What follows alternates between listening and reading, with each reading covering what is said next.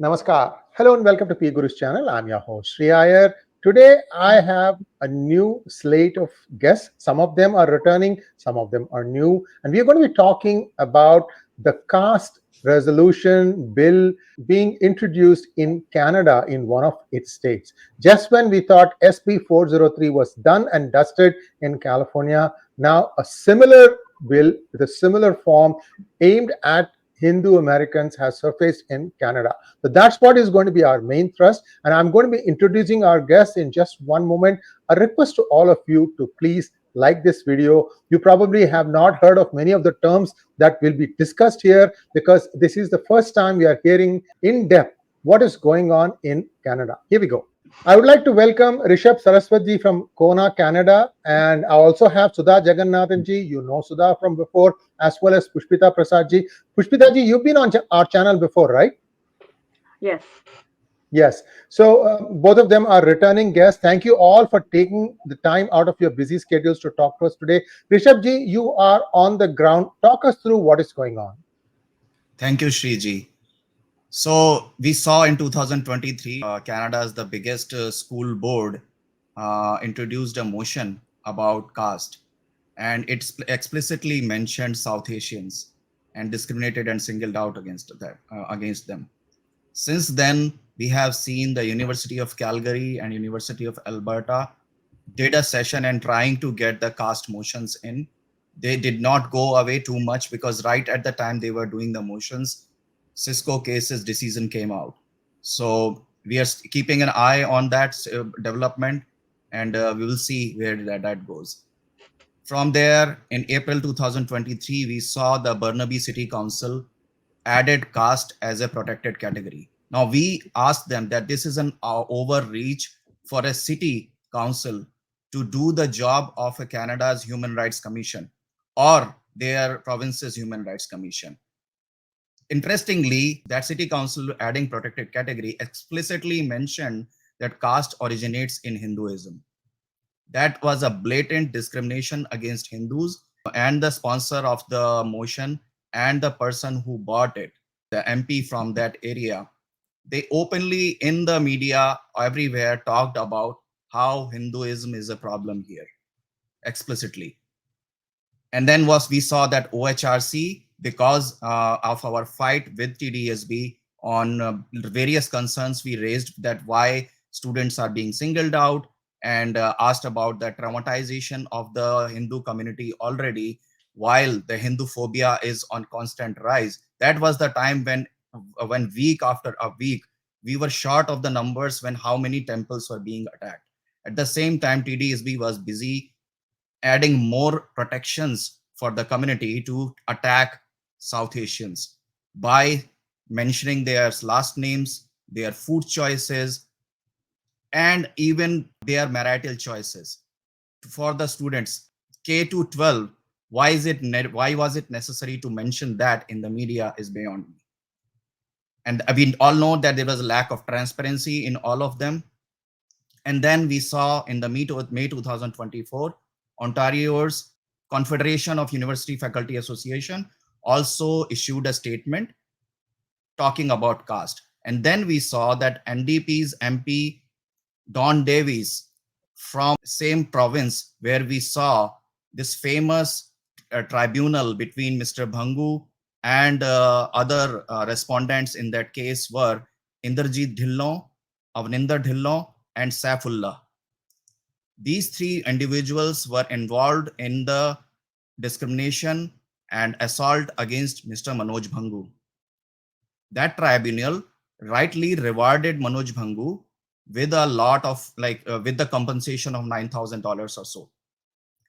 Now that was used as a reference by MP Don Davies that because this tribunal happened and because the caste slurs were made against the people, against the complainant, that's why we should bring it. And it also referred BC tribunals, OHRC, TDSB, Burnaby City Council. So it's like reference to reference to reference to reference. Disregarding that when TDSB motion came, they referred to USA's Seattle caste motion, I guess, and there was one more city's caste motion they referred. So it's all goes back to the whatever the first city was, and we all know they started this caste motion train because there was a lawsuit filed. So now when that lawsuit is bust, I want to ask MP Don Davis, is he going to take it back? Because you are referring to all these motions which have referred to the earlier motions, which have given the evidence that just existence of this lawsuit as an evidence. Thank you so much for that quick summary of what is going on. Viewers, I just want to give some terminological references of what acronyms you use. I think TDSB is Toronto District School Board. Yes. And OHRC is Ontario Human Rights Commission. Yes. Excellent, excellent. Thank you so much. We'll be back again with you. I'll have a few questions for you, Rishabh ji. I'd like to invite now Sudha Jagannathan ji, who has actually explained in great detail the last time we had her about how her experiences of trying to convince some of the lawmakers of California state, whether it was assemblymen or senators, to try and tell them, look, these people keep losing in every court, and the assemblymen or women or the senator men or women, they said, we don't care about what the court says about this. It's our job to set the law. So there is a certain amount of dogma associated. There is some sort of idiocy, if you'll ask me, because this is all coming out of tax dollars. Viewers, I just want to say all these things because this is how dumb some of the lawmakers are. I've had the privilege of talking to some of them. I mean, I was restraining myself. That was how bad it was. So let's now hear from Sudhaji. Sudhaji, talk to us a little bit about what is happening in the California case also,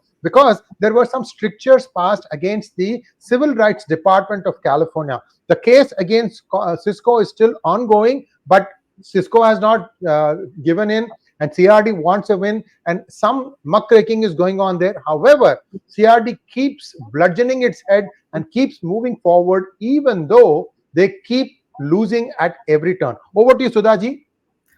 Thank you, and my hellos or namaskar to everybody out there.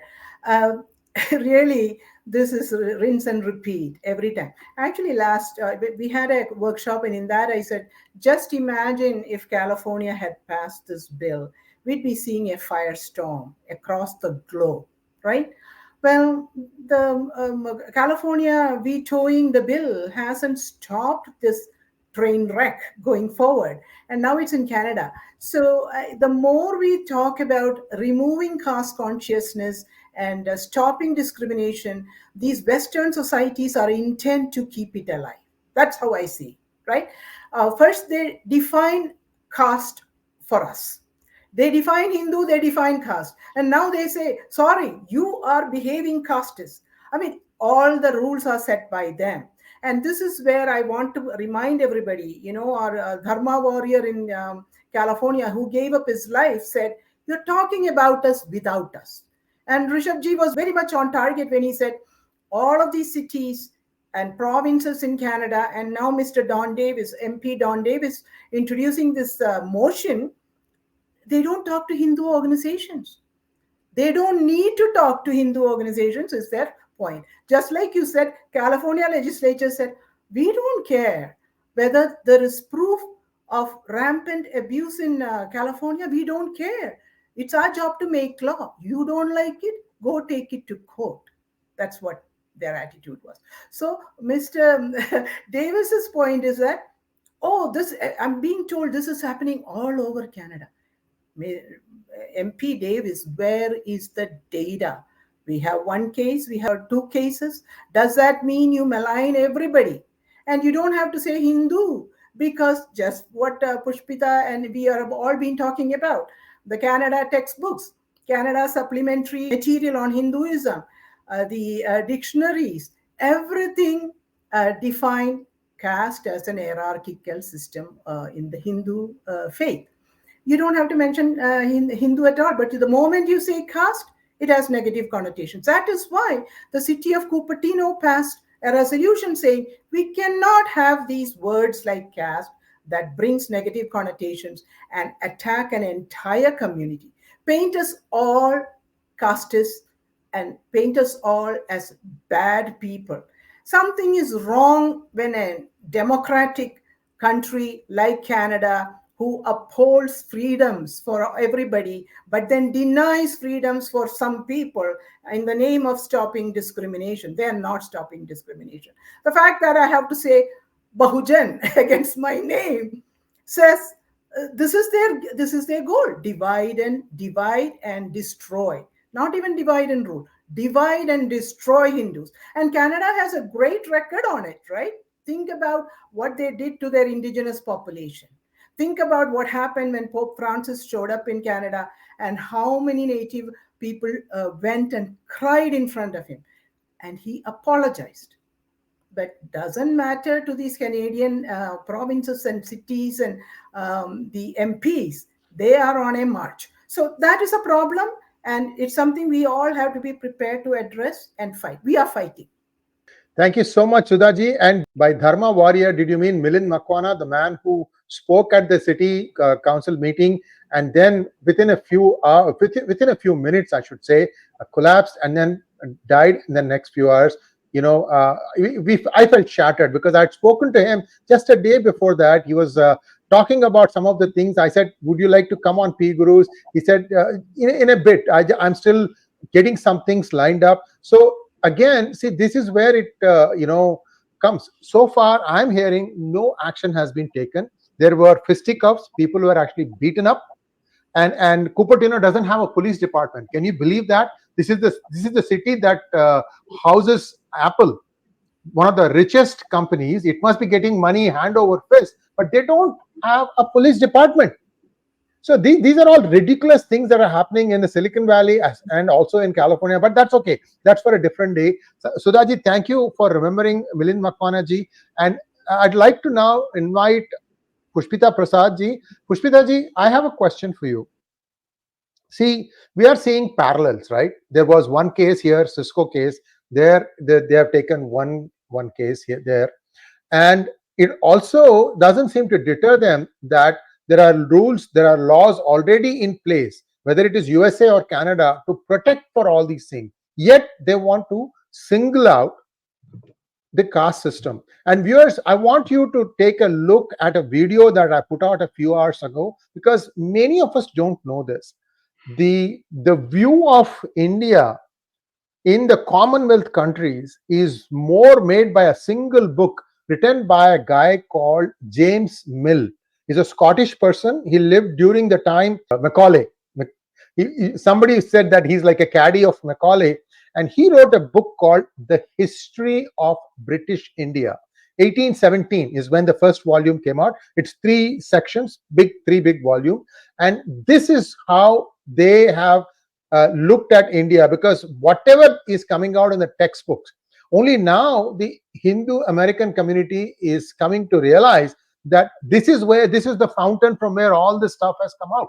So the book that I talked to you about, the authors, Dr. Kundan Singh and Krishna Maheshwari, they describe in great detail the kind of trauma Indian American children are suffering right now in American schools. So please do watch that one to get a better perspective on how all this thing is getting formulated. Of course, there are money bags trying to make merry out of this, but be that as it may, we need to understand where the source of all these troubles are. That's where it is. Pushpita ji, your take on, you've seen this thing from close. I've seen you, spend hours going to Sacramento, testifying in front of several committees and things like that. Where do you think this is going to go? Namaste. Thank you for having us. So, this is a very complex topic. Where it's going, I don't know. I wish I had a crystal ball. But I do know that when SB 403 was defeated in California, we all celebrated. But I did ask everyone to stay vigilant, because we know that caste is not a neutral word. It is a very successful tool that has been used to target Hindus and diaspora Hindus all over the world and Indian communities all over the world for decades, if not centuries. So there is no reason for the other side to rest based on one loss. And, here they are back amplifying their fight in Canada. I just want to contextualize a couple of things, because many of your own viewers, many people from the Indian community, the Hindu community themselves do not have the right understanding of why we oppose this law. Why are we for discrimination? Of course not. I'm very happy that Mr. Bhangu fought and got justice for being discriminated against. And Canadian law proved that it already had provisions to tackle people who face discrimination. Just like Governor Newsom vetoed SB 403, saying existing law covered any discrimination that might happen. So, why has there been this desire to bring in these special laws? Let's look at the word caste, which, as Sudha said, it's not a neutral word. This is very important for all of us to understand. It's not a Hindu or Indian word. There is a reason that it is derived from a Portuguese word. It is a colonial construct, and it has been used to target Hindu communities relentlessly. If you look at the dictionaries, if you look at search engines, if you look at Canadian textbooks, caste is presented as a Hindu system of hierarchy. And so please do not buy into the narrative that this is about not one community, but because if they want to target discrimination, they can target it in neutral ways. The insistence on the word caste means that they are interested in targeting the community most closely associated with caste. And that is the reason for every viewer, every Canadian, whether they are Hindu or not, to get alarmed. Because when the state can start to come after one community, it opens up a very slippery slope. And if you don't have equality before law and policies for all, then any other community, today it's Hindus, tomorrow it could be another one. So everyone needs to be very worried. Just like in California, we see the co-option of noble intent. In California, they used civil rights. Here, they talk human rights. But again, if they're so interested in human rights or civil rights, why not find a word that does not target one separate community? They're not going to do that. And the relentless pursuit of these laws in the face of no evidence of systemic discrimination. Systemic is an important word here because laws are not made to address one bad apple. Existing laws already cover that. There is no evidence of systemic discrimination in the US, in Canada, anywhere in the West. So we have this citation loop that Rishabh was talking about, where you refer to something, to something, to something. Nobody knows what the original case was. You started the conversation by talking about CRD and Cisco, and it's very important to remember that the edifice on which this was built, even to some extent in Canada, was the whole construct that was built around the Cisco lawsuit against the two Indian American engineers, which has completely collapsed. It collapsed against the two engineers last year, and it even just last month, the California court sanctioned CRD for the case that they had brought. So it just goes to show what a castle of caste has been constructed, or a castle of cards has been constructed. Yet, because we ourselves don't understand the seriousness of the issue, the other side continues to go on. So where this law will go, I hope it ends up having the same fate as SB 403, but that will happen only if the Canadian Hindu community and the Canadian community in general puts up the fight that California Hindus put up, relentless education sessions, understanding what was going on, emailing, writing, showing up, talking, educating, not, as Milind Makwana to the very end. So this is a fight that we have to fight, because this is a fight for equality. We cannot allow ourselves to be profiled. Thank you so much, Pushpita ji. Back to you, Rishabh ji. Now, in the California state, the way it progressed was, initially it went through the state Senate. There was a judicial committee that heard, but it was hearing, it wasn't listening. The number of people who were against the thing was like 3:1, and they still went ahead and voted for it. And then the state assembly took up the thing. There was again a hearing there, again very strong pushback. They didn't seem to, they played deaf. Some of the assemblymen and women who actually understood the problem, the best we could get them was to not vote one way or the other. They just abstained. That was the best we could get. We got only one Republican, I think, assemblyman. I think he was the head of the Republican Party in California. He's the only one who voted against SB 403. This is at the state level, at the assembly level. Then, of course, the bill went to the governor's desk for signature, and which is where it got vetoed out. So far, it's a state of unease, if you will. We don't know, Rishabh ji, if they'll be raking it up again. I'm afraid they will. But let us go back to Canada. Talk to us a little bit about the process itself. Where do things go from here? The Hindu Canadians have to now unite, assemble, and start looking at this thing. Everybody has a role to play here. It's a big battle. The other side is well funded, I'm sure, and this is they are doing it just to try and knock people down a peg. This is very clear. We're not going to try and sugarcoat that fact. So where do you think, Rishabh, things will be going from here? You're the man on the ground. Talk to us what you think you're going to be doing in terms of mobilizing, making them to hear the truth. Absolutely, Shriji. Mobilization is very important. Hindu community needs to come forward, and they rightfully came forward when TDSB bought this bogie first to their children. And in the TDSB region and the Durham District School Board, you saw what happened when the CRD opened the line, talk about Hindu discrimination, complained about it. And we saw that second biggest number of the complainant were Hindus. That means that Hindu phobia is all-time high. So if they do something like this, and I will encourage MP Don Davis to do that, and we have every reason to do that, as Pushpita ji mentioned, that there are so many categories which are already there. And the categories I'm talking about is all these 4 categories were mentioned in the tribunal. So the Mr. Manoj Bhangu was protected not by 1, not 2, not 3, but under 4 distinct categories: place of origin, ancestry, race, and religion. In place of origin, he mentioned Punjab. In ancestry, he mentioned his caste. In the race, he mentioned, as we know, South Asians. And in religion, he distinctively mentioned Hinduism. And complainant of this case were 2 Sikhs and Muslims. So you tell me, is it a case of Hindu phobia or not?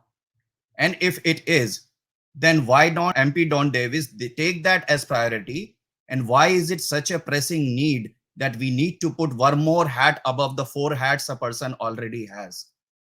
So that is a question. And for that, as far as the process comes along, see, the processes can change, but because what happens is this is a more of a political move than as a motion. Even I'm not saying that they will not move the motion, but what I'm saying is even if they don't move the motion, this call by MP Don Davis might be heard by Canadian Human Rights Commission as a thing that we should do it. And even before the motion is passed, they might add it, because OHRC has already done it. Ontario's Human Rights Commission has already done it because of the TDSB's recommendation. And as we already know, just recently, the director of the Canadian Human Rights Commission, which is appointed, who's going to start his term from the August, is a person named 𝗤𝙑𝙬 𝗼𝗂𝗏. And there is a serious allegations of anti-Semitism going on right now against him.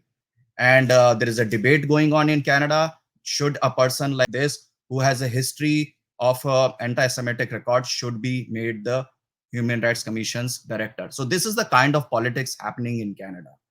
Things move so fast, and motions are passed without, and they are so good at finding the unconventional measures to rush through these, so that there is no debate, so that there is no survey done, so that there is no scientific basis, so that they don't have to give any evidence. Just that there was a tribunal was made, that is evidence enough. Similarly how it happened with the Cisco case.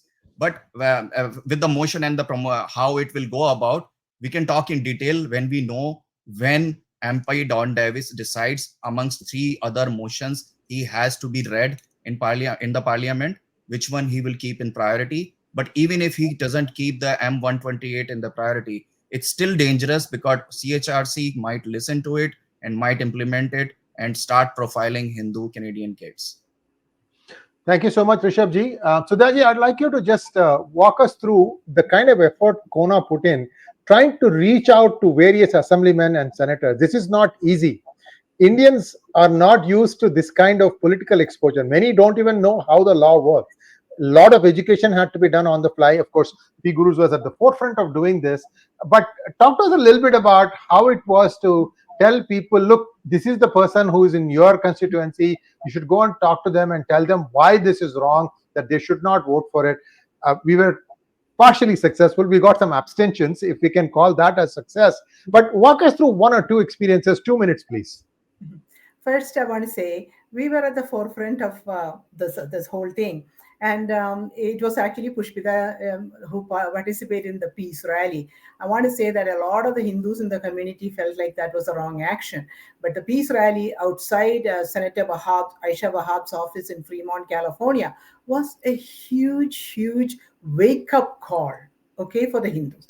And then CoHNA itself, we started doing every Sunday evening at 4 p.m. we conducted workshops. And I have to say, a lot of people came in because we don't pay attention to these things. We don't understand the nuances. We don't understand the language, how to even articulate. I'm very, very proud of the work CoHNA did in educating the community. We had created one like flyers with 4 bullet points. And of course, other Hindu organizations also jumped in. And our community would go to temples every weekend. Remember, every weekend they would go to temples, hand out these flyers and say, you have to know about it. And I'll tell you, what they came back and told us was 99% of the people at the temple had no idea that SB 403 was going on. Okay, so we have to do the same thing in California. And then we did a big campaign of calling all of the key committees, right? So the Judicial Committee and Appropriations and everything in the Senate. And we would bring students. They always said, bring your students. So they listened to the students, and the next thing we know is that the senator is voting for SB 403. Okay? And the same thing in the assembly. We started really to mobilize by the time it came to assembly. And that is why we got some support from the AAPI assembly members, like Evan Lowe and Alex Lee. And Evan Lowe, when he saw us, about 16, 20 people on a video, he said, where the heck were you guys all this time? Why are you coming to me now and crying? So, okay, sometimes you have to be shamed. You need a hit on your head, right? So it was very important for our people to hear that. And I think that also got a lot of people talking and forcing, I would say, encouraging their family, network, everything. So it was relentless education. I think that is where we make a difference. We focus on educating the community. We came up with scripts to call, senators, assembly members, scripts to email people, petitions that we submitted on UJoin. We went for everything. And in the meetings, we also brought the Cisco engineers, right? With many key senators and assembly members, and they would hear a story, and let me tell you, their eyes bugged out. But they go into the assembly or committee and vote for SB 403. So I just want to tell you, we did all the things necessary. The Hindu community did, the Hindu organizations did, Hindu community mobilized. We have to see that same thing in Canada. Canada is a huge country, I mean, going from Vancouver, where this British Columbia, where this motion has been introduced, to get all the way to Prince Edward Island. And there are Indians all over the place. Okay, there are Hindus everywhere. We have to get them mobilized and say, don't sit quiet. It's your life, your life of your children. This is going to be, if it's passed, if it's added, it's going to be in perpetuity. And one more thing I want to say is, Sree Iyer ji, is that the people, they accuse us of privilege. We are the ones with no privilege. The ones with privilege are the organizations standing next to Mr. MP Davis, the organizations that were co-sponsors of the bill in California. They have privilege because they have access to power, the positions of power. They have lots of money, and they can get these things moving even before you blink your eyes, which is what happened in California. Some of the senators told us, oh, this is California. This is not going to happen as quickly as you think it will. It will take time. It passed in 2 weeks' time in the Senate, right? Maybe it took a little longer in Assembly. So we have to watch out. We need to educate. That's what we are planning to do. But Rishabh ji will talk more about our next steps. Thank you, Sudhaji. Pushpita ji, you've been at the forefront of many of these battles. And as a matter of fact, if I throw my mind back, when the CAA was introduced, similar thing. Many city councils passed resolutions against it. And it stopped only when Chicago turned it down and they said, well, looks like this is not going to go anywhere. And that's when they actually dropped the whole thing. And then, of course, this caste thing took over. So there are people who are motivated, committed. The hatred of Hindu is so deep rooted, and I don't have to tell you which country. Viewers, you know which country I'm referring to. The whole thing starts from there. Good for nothing, can't be successful in their own path. Sorry to stereotype you, because that's how you look to me. If you think I'm wrong, you can tell me by way of comment. Pushpita ji, we see this thing, so strong now, that our children are going to universities. I think they are facing it from, I think, the middle school, if I'm not wrong, about caste and things like that.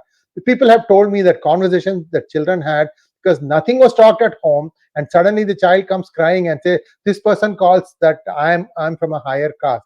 So how do you handle this thing? I'm sure Kona had some cases of this kind. Yes, no, absolutely. I'm so glad you brought it to the children because I think we all get caught up. We have to remember this is mostly about the lives of the second, third generation Hindus that are growing up here because they are the ones who are traumatized. So we talked about the caste fight. Some of the most telling testimony came from kids who were born and brought up in the US talking about how they felt when they went into their seventh grade. They were learning world religion and the teacher suddenly turned to them and assumed that they were an expert on caste because of them being of Indian origin or Hindu background. And Canada is very similar. The textbooks are not exactly the same, and there's more diversity, but the situation is very similar. At some point in class you are taught about Hinduism, and it is taught entirely in the context of caste, cows, and conflict. And caste is very deliberately presented as a issue in only one religion. So the children, who are generally very unaware of what all of these issues are about, as they should be, because we tend to project our things on our kids, but our children are growing up in Canada, they are growing in America, they are growing up with the issues that Canadians think about or American US kids think about. They are not thinking like an Indian teenager, nor should they. In fact, I would argue that it is a discrimination to expect a teenager who is of Indian origin or Hindu origin to be extra aware of what is going on in South Asia, their socioeconomic issues, and to carry that burden into their life. A teenager here deserves to be a teenager here, worrying about their popularity in school, their grades, what college they're going to get into, what career they're going to do, their social networks, circles. All of those things are what teenagers focus on, and there is no reason to give an extra burden to a child simply because he or she happens to be Hindu Canadian or of Indian origin. But that is what these laws do, and that is why I ask parents and I ask young people to realize what's going on, because many times we are told, what is the harm behind this? The harm behind this is exactly like you mentioned, the book that you discussed earlier in a different session. Children are being made to feel ashamed of their race, of their origin, and they are quite consciously or unconsciously choosing to disassociate themselves from it. But even if you think that's not a huge problem, understand what is being presented as caste. Your dietary choices, your festivals, traditions that you may have thought have no connection with caste, right? Your skin color, these are all weird conflations that are being made and accepted by institutions in Canada and in US. One of the most crazy statements to come out of the Seattle law was a person who gave evidence, quote unquote evidence, that he was from the militant Jain people who are known for their militant vegetarianism. The first time I had heard the term of militant vegetarianism, and that, the city needed to protect his wife from this militant vegetarianism that she was being subjected to.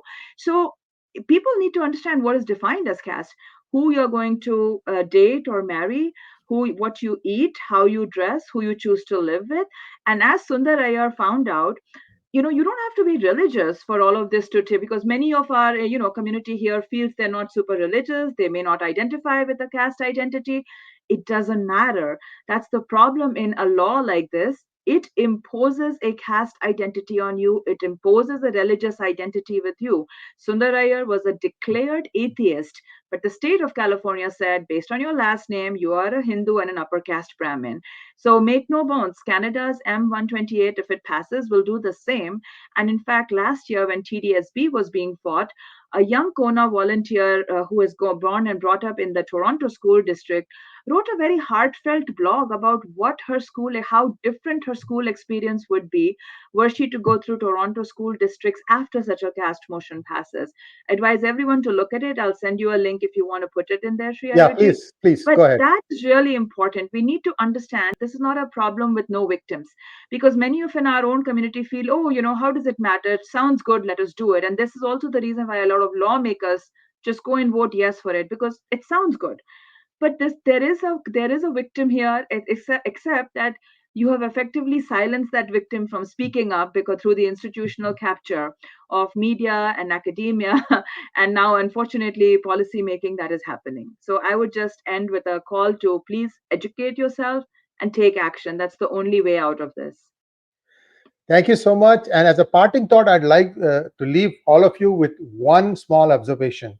This writer, James Mill, 3 volumes written, he is of Scottish origin, lived around the time Lord Macaulay did, never visited India. Never visited India.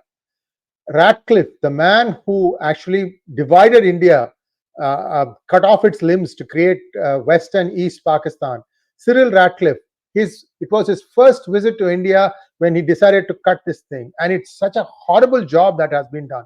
Why I'm saying all this is the British essentially looked at India as a place from where they could rape and plunder its riches. And everything that came after that has been completely to look at this from the same angle.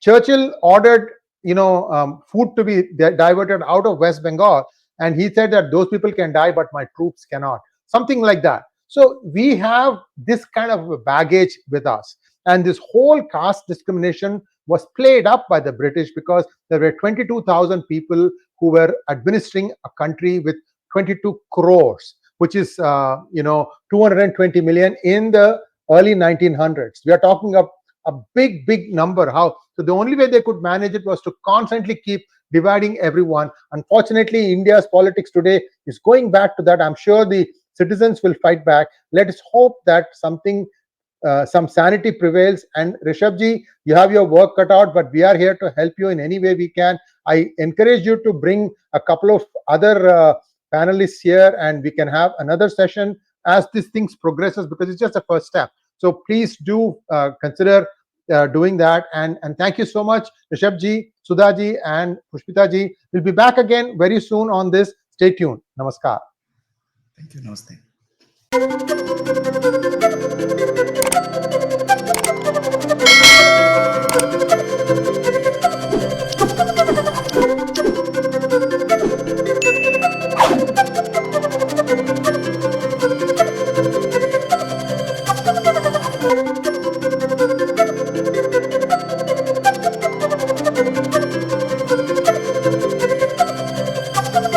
Thank you.